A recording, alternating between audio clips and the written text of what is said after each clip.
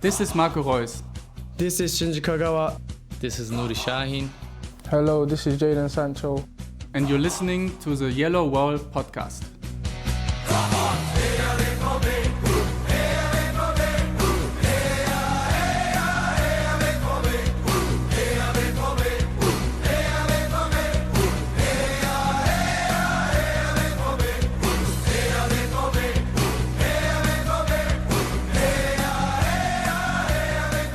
Hello and welcome to episode 529 of the Yellowwallpod. I'm your host Stefan Butzko, and today we will talk about Borussia Dortmund winning their home leg of the Champions League playoff round against Atalanta 2-0, with 18-year-old Luca Reggiani making his starting 11 debut.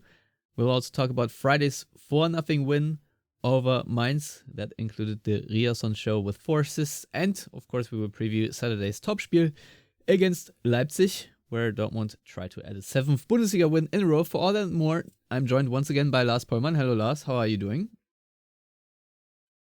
Hello, Stefan. A bit sleepy. The late kickoff yesterday didn't help my mood, but other than that, I'm fine. When I saw the news on Twitter that the game was delayed by 15 minutes, I imagined you cursing. So, that was basically my first thought. I'm doing good.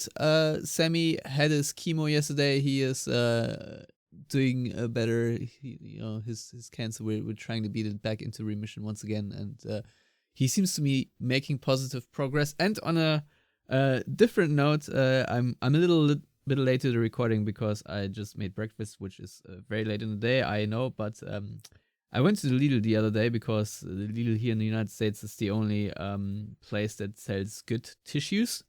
Like, if you're German, you know what a Tempo is, and those are very hard to come by because Americans, for whatever reason, think gas station toilet paper is what you need to blow your nose, which is obviously incorrect. But when you go to a discount supermarket like a Lidl or an Aldi, you will go past like a Grabbel Tisch, which is basically like the stuff they have, and they had a sandwich maker, which I thought was more ingrained in the American culture, but it's not really, more of a German item or European centric, I don't know, but I bought one, so I'm fully back making these nice little sandwiches with toast that is unhealthy, but so all in all, I'm doing very well, and Borussia Dortmund do also keep winning, so that also brightens my mood.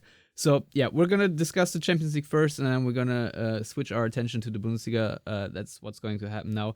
So we obviously know the results, and we know that Luca Reggiani did play 45 minutes against Mainz, but still, there are obviously a lot of storylines, but why don't we start there? Because I think leading up to this game, that was, at least to me, the biggest question. How would Niko Kovac make up for the injuries of Nico Schlotterbeck, Niklas Süle, Emre Can, the absence of Anselmino and Philipp Omane?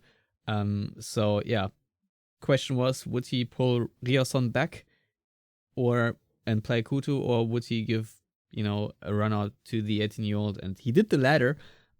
So first of all, I guess props to that decision to trust a youngster like this in a very important game.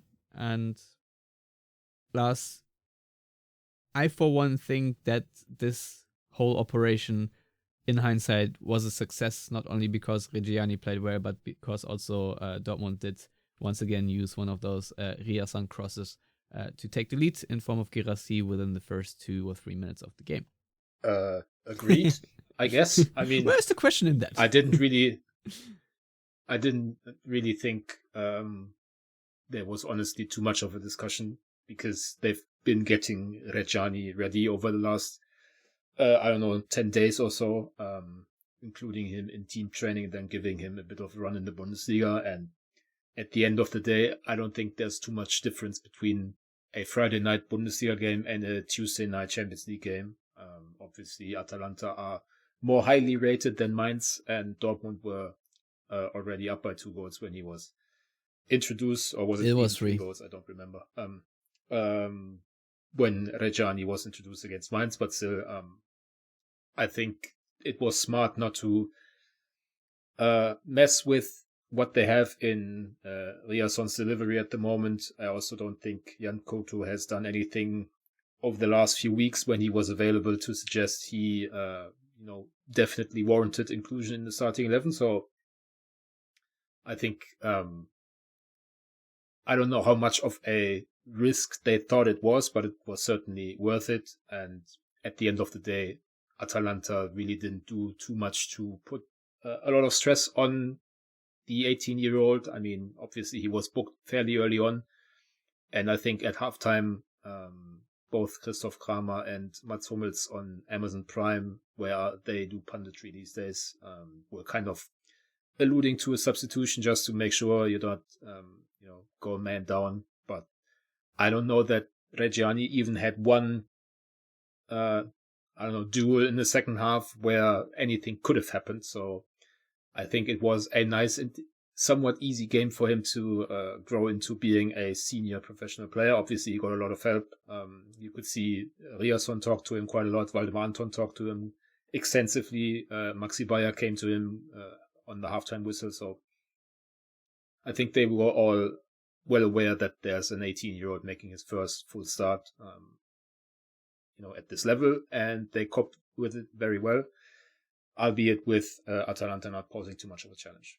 Yeah, I guess credit to Dortmund though, because I've watched the second half in full. I unfortunately missed the first half due to having to pick up my dog from the hospital, but from the extended highlights, I don't really recall really any chances. I mean, there's like a 9-minute video and you show a random throw-in in the 80th minute that goes nowhere for Atalanta. That really sums up their attacking output. I mean, they had a couple of shots from distance, but that's pretty much it. So I guess considering the backline, which more or less is makeshift with Bensebaini, Anton, and Reggiani, I think it's certainly a credit to the entire Dortmund team that they managed to not really allow any chances. At least I don't recall one. Maybe there was something that they didn't show in the extended highlight clip in the first half. Then please enlighten me. Not really. There were a couple of situations where the final ball was missing or someone made a block at the right time before a dangerous shot could have been fired off. But I mean, Dortmund would have been very unlucky to concede from any of those situations. And it's definitely down to both their very high level of organization and, awareness and switched onness, if that's a word. But I guess we also have to kind of take into account just how poor Atalanta performed. So it's two things can be true at the same time. I suppose. For sure. I think Atalanta were really poor. They certainly had a few spaces to attack here and there, and it didn't really look like they were making the most out of it. So I'll take it, honestly.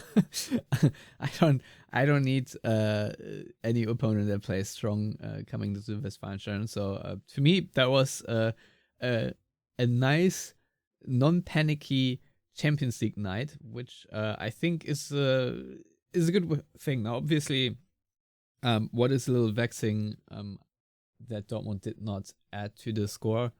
I thought that a third one would have put the tie. I don't know if to bet is tough to say because we all know what can happen in the Champions League, but would have given Dortmund a far more comfortable lead. I think the 2-0 can be overcome relatively quickly in a game, especially if Atalanta score the first goal. Then we all know how the momentum in an away game can shift. But overall, I thought that was a very solid game. We just talked about the goal that Guirassy scored, and first of all, it's really good to see him back scoring goals, and classic Guirassy goal, I thought. Just the guy jumping the highest and perfectly placed header with the goalkeeper just standing there, not even moving. You've placed the ball well, even if it wasn't like the hardest shot, if you will. But overall, I thought that Guirassy played like you would expect him to play. Like his ball circulation, the layoffs, and the ball, hold up play were all where you want them to be, and something that he hasn't shown in previous weeks. And his form seems to be coming back. Very encouraging. I think Niko Kovac said, or might have been Sebastian Kehl, I don't quite recall, that this is the form you need Guirassy in if you want to reach your goals this season. So I'm very encouraged. What are your thoughts on Guirassy's coming back to form? I think the signs have been there for a number of weeks now. Obviously, he scored a fair few goals over the last few games after an extended dry spell. I think against Heidenheim was the first time when he was much more involved, also with build-up play and hold-up play, playing with the back to the goal, or the things that he did at the absolute highest level against Atalanta. I think it was basically like a 10 out of 10 striker performance. Obviously, you usually only give out 10s out of 10 for, let's say, someone scores a hat-trick or whatever, but I don't know how much more you could have expected from Guirassy. Definitely see, the importance of confidence, I guess, in sports, because I'm pretty confident that he wouldn't even have gotten to that header like 4 weeks ago, and maybe 2 weeks ago he would have hit the post or something. But now that he's back on scoring terms, sometimes the switch sort of flips itself, I guess. And obviously the pipeline from Ryerson to Guirassy is working really well right now, and a striker scoring goals will always play better just because that's what they expect from themselves. And I think there was a time during the season when there was quite a bit of chatter about Guirassy maybe, mentally having checked out a little bit out of Dortmund, thinking about a summer move, maybe to Saudi Arabia to get one large contract towards the end of his career or whatever. I think this uptick in performance, and certainly the performance yesterday against Atalanta, kind of puts those discussions to bed, because, as I said, I don't know how much more you can expect out of your central forward. That was a complete performance, even if only scoring one goal. Yeah, for sure. I mean, he worked also really hard. Like, he ran his ass off, and not just for like 1/2 or 60 minutes, but even like until he got subbed off late. I thought he was pressuring ball carriers and doing all the little things that make a difference and help, with Dortmund keeping that clean sheet. So, because it does start with the attacker, as everyone keeps stressing, and in this case, I think Guirassy definitely deserves some praise. He also had a message after scoring. I obviously don't speak French, and I didn't quite see what it was, but I think someone close to him passed away. So if that's the case, a niece. Yeah, but condolences either way.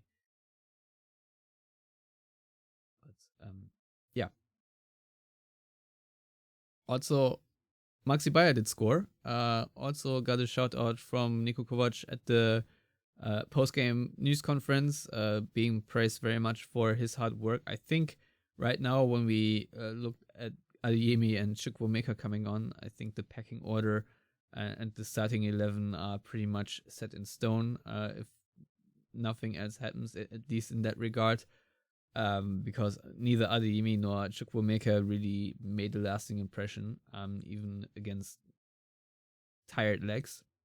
So I guess it's nice to see that Maxi Bayer is also getting his scoring prowess up. I mean, he nearly overskated that tap in right before halftime, but yeah, I think it's good to see. I've been very critical of him, calling him the marathon man, someone that just does cardio, but very little for the game in some instances. But yeah, did score against Mainz and also scored here. And yeah, just good to see that he is now using the trust he's getting from Kovac and the rhythm that he's building to convert that into goals and more scoring opportunities. So yeah, these are certainly my 2 cents. There are a couple other names, but Lars, I know. No. I will not let you get away with this, Stefan. anyone who's criticizing Maximilian Bayer for only running or whatever, or doing cardio, I'm sorry to say this, Stefan, but I doubt their ball knowledge, because I mean, maybe it's down to the fact that you haven't seen him in the stadium, and that obviously makes a difference, because you can see, the runs off the ball and the intelligence in pressing and all that. But having watched Maximilian Bayer live this season quite a few times, obviously now no longer the case because I am unemployed, I can guarantee you that he is one of the most important players in this team, even if he doesn't score, which, to be honest, his scoring record this season is totally fine for, someone who's mostly playing out wide and sometimes even at wingback. I'm just going to distance myself from your opinion on Maximilian Bayer.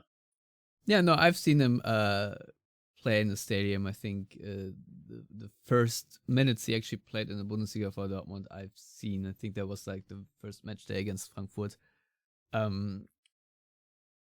When he got subbed in, I think, and you could instantly see the work rate and, like you said, the pressing. But yep, there were just a couple of performances where I was still feeling a lack of creation. All these things you just mentioned are obviously important and obviously helped the team in many regards. But at the same time, I want a player like him to also create more, also by himself. And it's just, I don't know. I still think there's room for improvement on the attacking side. He's just, for me, he's not flashy enough. He's not creating enough scoring opportunities, and also not scoring enough goals. And I think for me to become a real Maxi Bayer fan, he just needs to do more on the, I guess, core duties, apart from the hard work that he's putting in, which obviously I see, and I understand that you feel differently, but just had so many awesome players at Dortmund over the years. He is just not flashy enough for my regard, and he just is not someone that wins enough dribbles to create enough one-on-one situations for him. So that's just something I feel like we need to see more of, and so there's that. But it's good to see him coming more into form and hopefully establishing himself, because every expert I've heard raved about Maxi Bayer, and I think it was Martin Rafeld who compared him a little bit to Thomas Müller in terms of the Raumdeuter IQ, sort of the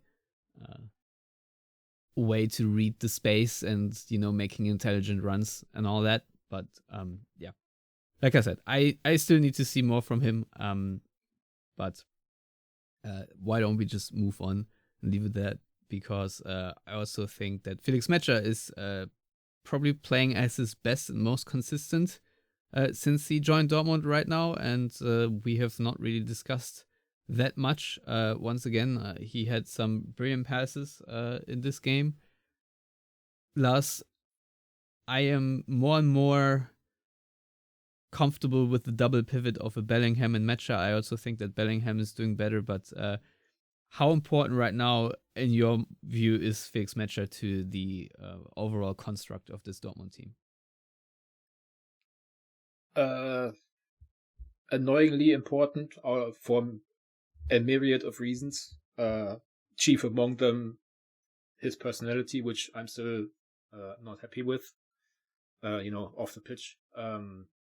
Also, there is a growing dependency on his performances, because there's no one else who does what he does for them. Maybe Bellingham could turn into that sort of player over the years, but he's definitely nowhere close to having that impact right now. Then there's also the fact that Metscher has dealt with injuries every season he's played at the pro level, and he hasn't really had anything yet. So, you're waiting for the shoe to drop. If you are so inclined, yes. I mean, it would fit with his history so far.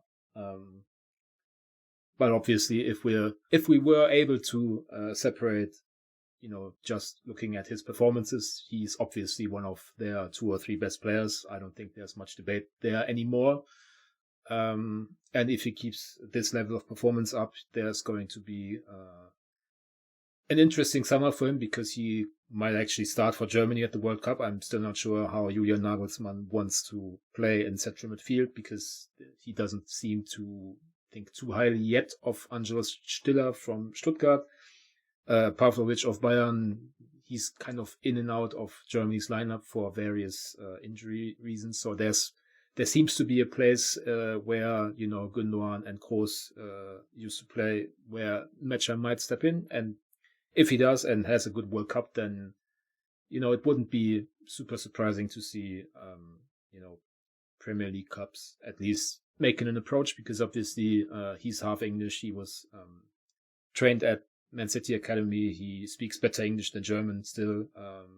I think it's not a massive leap to assume that Mecha would like to go to one of the big clubs in the Premier League eventually. Obviously, he and Dortmund are already in talks about a contract extension here, but if this rate of development keeps up, he's probably one of the next few guys to give Dortmund quite a bit of transfer income.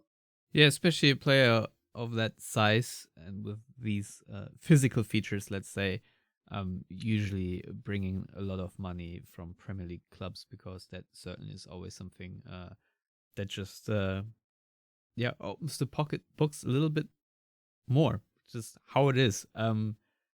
So yeah, we'll obviously see. I think right now, if Mecha picks up an injury, I don't think Dortmund are royally screwed, but you would definitely feel the impact. I don't think there's a Sabitzer right now that could just slot right in, and so yeah.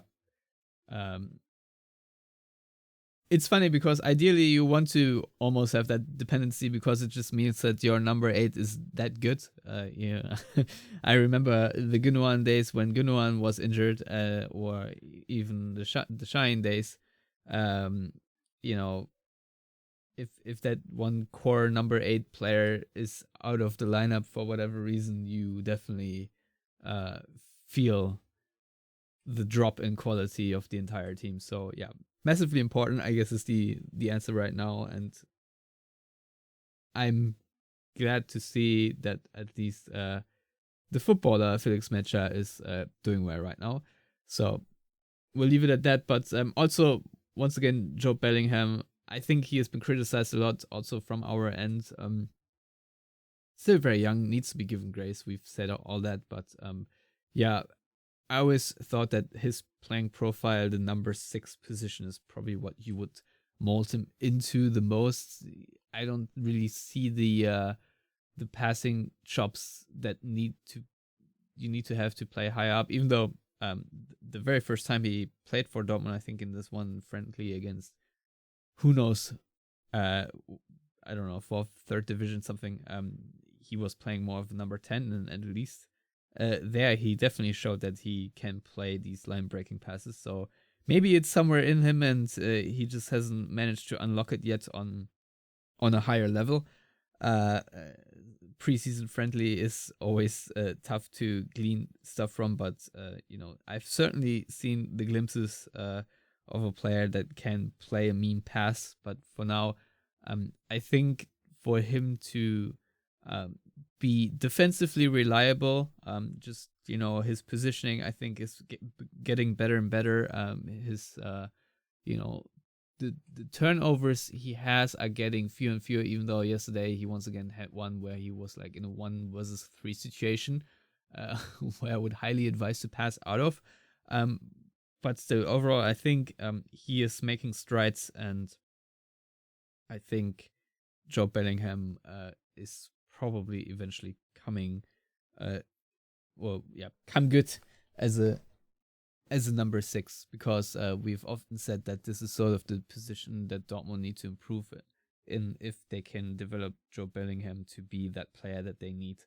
I would be relatively happy, because they did pay quite a sum of money for him. So it is good to see some development on his part. And so, yeah, Lars, what do you make out of this 2-0 win for the second leg? Do you think that Dortmund will now bring this home, so to speak, and advance to the round of 16? Or do you think that in the second leg we will see an entirely different Atalanta? Because they were, as you said, really poor.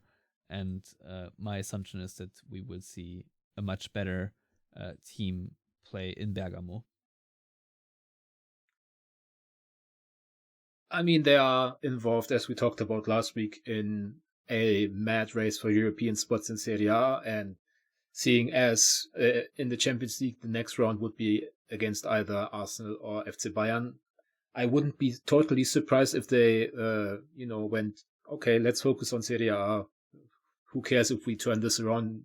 I mean, obviously they would care, but if it takes a humongous effort against Dortmund only to be thrashed in the next round, maybe it makes more sense to focus on Serie A. So, I mean, obviously we all know that 2-0 is the most dangerous scoreline in football. So from that point of view, you'd probably more like to be Atalanta, but no, I mean, presumably a 2-goal difference should be good enough for Dortmund, especially considering how good they are defensively when they aren't facing the absolute best of European competition. I mean, given what Atalanta showed in Dortmund, there's nothing to be worried about, but obviously you have to assume that they are going to put a bit more of a show onto the pitch next week. There's this little voice in my head that wonders if Dortmund are going to regret Kane Chukwuemeka just not seeing Karim Adeyemi completely open, who would have had a one-on-one against Kaneseki in goal. Yeah, I remember that. Because that would have, I don't know if it would have been the third goal, because we know that Adeyemi sometimes doesn't put those away, but it would have been a very clear scoring opportunity, let's say. And I think a third goal would have been very helpful in terms of, psychology. Do Atalanta get up for a game where they have to at least score 3 goals, given all that they are having to deal with in Serie A as well? So there's this little voice, but overall I'm fairly confident, just because I think we saw two teams that are not equal in terms of, quality, and that should come to fruition as well in Italy next week. Yeah. I can't wait. I'm for sure a little bit nervous about it, but let's talk about that Mainz game, because that was also a fun one. I personally could not be heavier, because I've been asking for Dortmund to be a good set-piece team for forever now, it feels like, and for me at least this game certainly delivered. Dortmund did open the scoring with Guirassy off a Ryerson free kick in like 10 minutes, and I couldn't quite believe my eyes, but Dortmund did take a 2-0 lead inside of 15 minutes. I don't know exactly if this happened before this season, but I think that was a novelty. Maximilian Bayer with a header from a very acute angle, which was nice. And of course, Dortmund did continue the header, or the scoring parade was 3-0 at halftime. Another Guirassy header off a corner. Felix Metscher once again crowding the goalkeeper. And so in the end, it was another Ryerson corner relatively late in the game. I think like 84th, 85th minute or so. Own goal off someone's butt. But Lars, I think from a Dortmund perspective, considering the schedule and the way Dortmund play, this is more or less everything you can ask for as a fan right now, considering the team is a little bit tired. You can definitely see that their legs are getting a bit heavier. Like I said, am very much elated with that, and it did, of course, give Kovac the chance to sub in Reggiani at halftime when Niklas Süle picked up that injury. So, yeah, your thoughts on that game real quick. I know it's a Friday game and it's almost ancient history for our thief brains at this point, but if there are any thoughts of the observations you have, be my guest. Mainz were one of the informed teams in the Bundesliga, and Dortmund dispatched them without any real difficulty. Obviously, this is probably one of the best examples for, game state being really important in our analysis, because I think if you only looked at XG, it was almost equal. I don't know exactly how those chances for Mainz slipped my mind, because there were maybe a couple of let-offs and one big save when the game was already much decided towards the end of the game, when Kobel saved his clean sheet. So obviously scoring with basically your first two real attacking opportunities, or it's debatable whether, set pieces are even considered that, but scoring twice in the opening quarter of an hour definitely helps. This is high level analysis, but, it calms the nerves, gives you something to hold on to. I don't know how much Mainz then really consider their ability to get into the game again. They are still in a relegation battle, so they have to also pick their battles. And sometimes you just have to accept that a team like Borussia Dortmund is much better than you. And I don't know that Mainz made it too difficult for Dortmund at the end. I think, conceding 3 headed goals and scoring 1 own goal off another set piece is kind of uncharacteristic for an Urs Fischer team, but it's definitely a trend for Dortmund. With the crazy part, if you like, is that they had a set piece coach and let him go, and since they let him go, they've gone crazy on set pieces attacking wise. They've scored a number of goals. Schlotterbeck, for example. Schlotterbeck also hit the woodwork against Frankfurt. So if that had gone in, Dortmund could be, perfect in terms of points in the Bundesliga in 2026. But Dortmund also a bit more, a bit weaker, let's say, defensively against set pieces since the winter. So I don't know if they are putting all their practice eggs in the attacking basket, if that makes sense. But it's definitely a nice tool to have in your arsenal at this point of the season, especially when, sometimes you just have to grind out these results. Obviously, against Mainz, game state, as I mentioned, helped with that, but there will be games where, one set piece has to be enough to win the game. And I guess one of the next 2 games would be a very opportune moment for that, because obviously Dortmund are playing Leipzig and Bayern, and this is definitely going to define, what's in it the rest of the way in the Bundesliga. Even if they were to lose both games, I'm pretty sure they have Champions League qualification in the bank. So in a way, they are playing with house money in those 2 big games. And there's definitely reason to be optimistic, just in terms of, this run of results. And I would say for the most part also run of performances. I remember back to, for example, the away game to Union Berlin, where they had everything under control. 45 very good minutes against Wolfsburg, and now Mainz and Atalanta. So there's definitely a foundation to build upon. And now we have to see whether they can also show that against, I guess, the 2 strongest teams, at least individually, they've faced since the winter, outside of Inter Milan. Yep, I think it's not a mystery that Dortmund struggle the most against individually skilled players. If someone goes for a big dribble, they often are successful. I think Mainz had such a high XG because Silas, I think, had 2 chances that were more or less 1-on-1 with Gregor Kobel, and then toward the end, Nelson Viper had this one flick on to Kobel, which then he also tried to shoot the rebound, and Kobel made a double save from a very close distance. I think that's why the XG numbers for Mainz might be high. I've not quite looked at the stat what it was in the end, but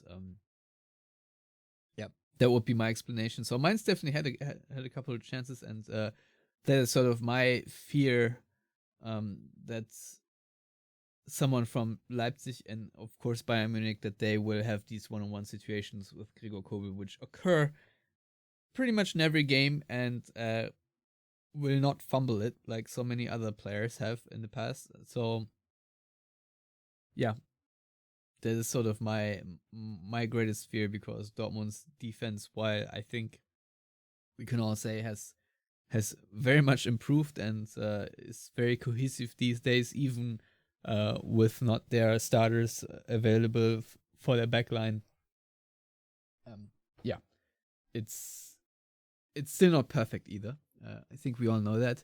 Now, early reports say that it's unlikely that Nico Schlotterbeck will return for the Leipzig game, so that will more or less mean that Reggiani will probably have to go again. Waldemar Anton also had a knock from the Champions League game. Hopefully that, like he said, was nothing and he can continue to play, because he is obviously the absolute rock of our defense right now. And Ben Sebaini, I think we haven't really talked about him much, but he had some spectacular sliding tackles against Atalanta, and played really well.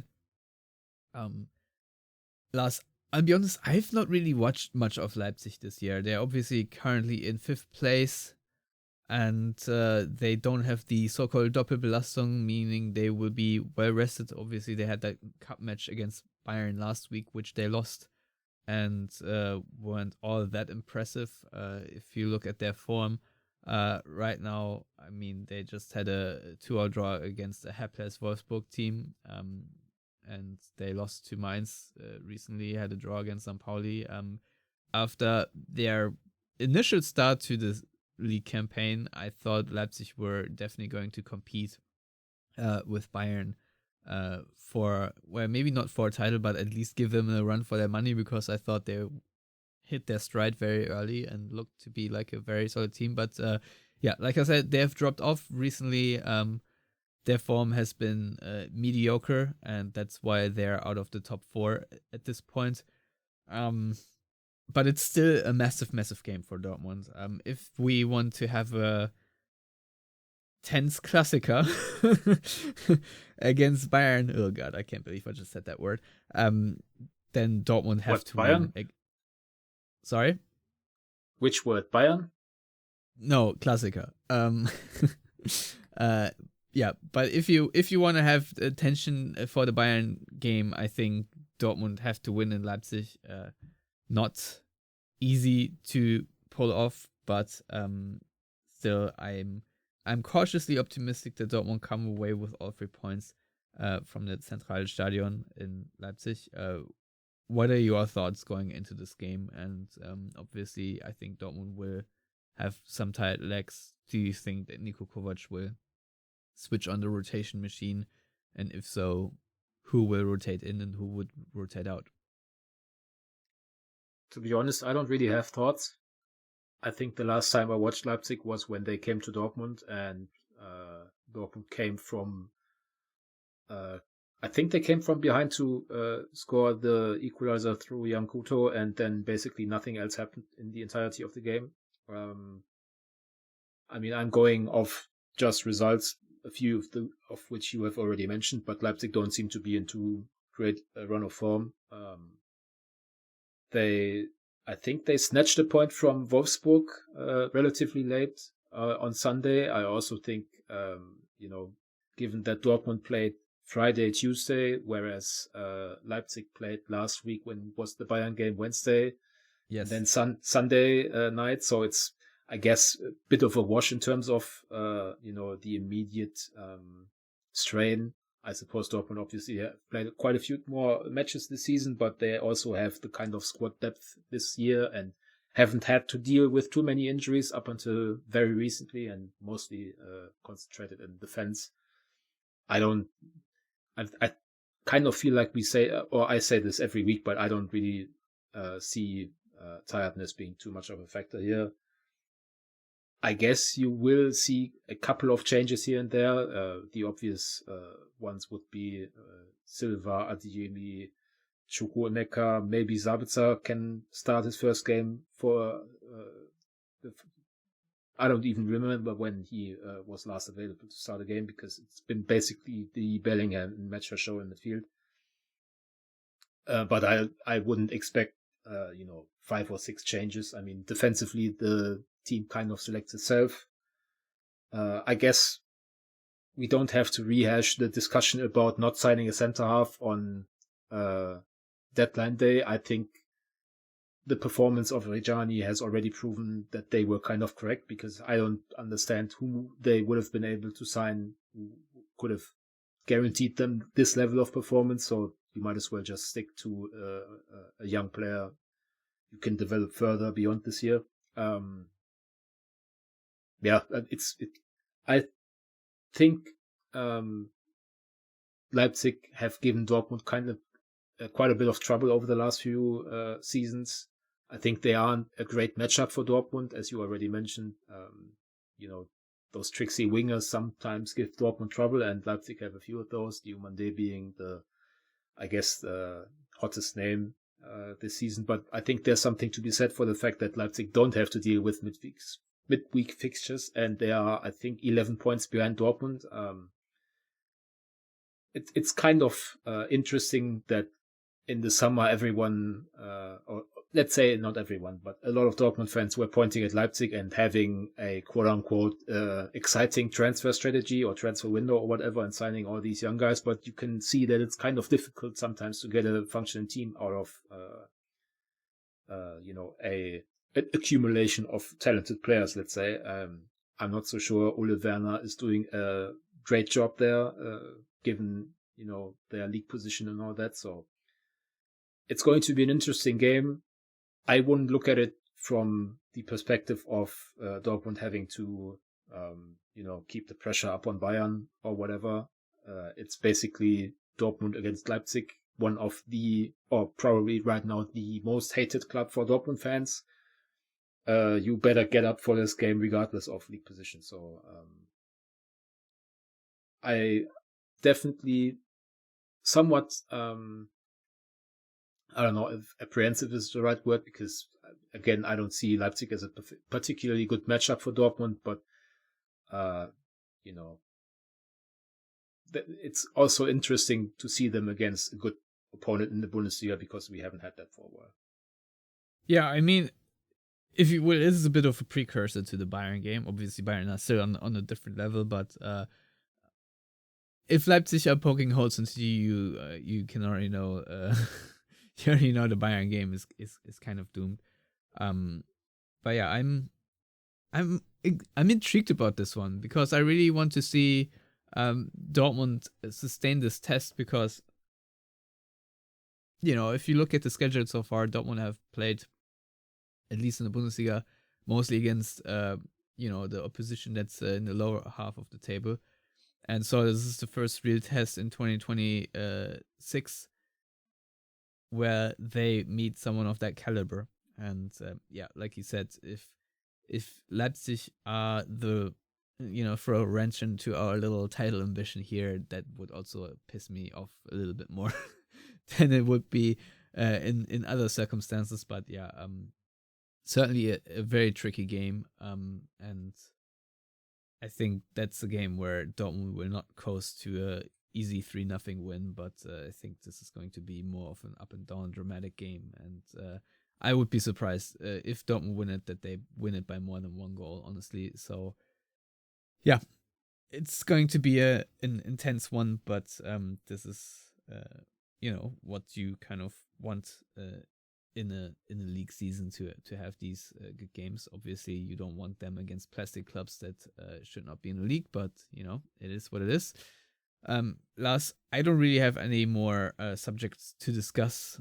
Do you have any points you still want to make? I know we forgot to mention the handshake between Kovac and the Atalanta coach, but I couldn't give a fuck, so there's that. I mean, Kovac and Palladino are both Southlanders, as Niko Kovac said, and he's the only one who could have said it, because it would not be considered politically correct for anyone like us Stefan, to have said that. But no, I don't have any further thoughts. Seeing as Dortmund haven't announced the transfer of Kawa, I'm going to go with Prach. Maybe it's Prates. I don't know. Brazilian vexes me to no end. I guess did not consider the Prach, but yeah, it could be Prach. I'm only certain it's not going to be simple and Kawa Prates. I think that's pretty much the only thing we can kind of forget about. But seeing as that transfer hasn't been announced yet, that is probably an issue for next week. Yeah, I concur. I mean, he was supposed to have his medical. He did have his medical, and he also posted from the stadium where he watched the Champions League game. So, I mean, the deal is done, but they haven't announced it yet. Maybe it's due to the fact that he's underage. They sometimes are a bit more, I don't know, hesitant with that. I think when they signed Justin Lerma, that also took a little bit of time, but the deal is definitely done and it's going to be announced eventually. Yeah, well, I think we will discuss this when it happens, but yeah, it's good to see some work being done. So in that regard, Lars, let's knock it on the head here. Thank you very much for coming on, everyone out there. I hope you enjoyed the recent games and will enjoy this weekend as well. Until next time, goodbye.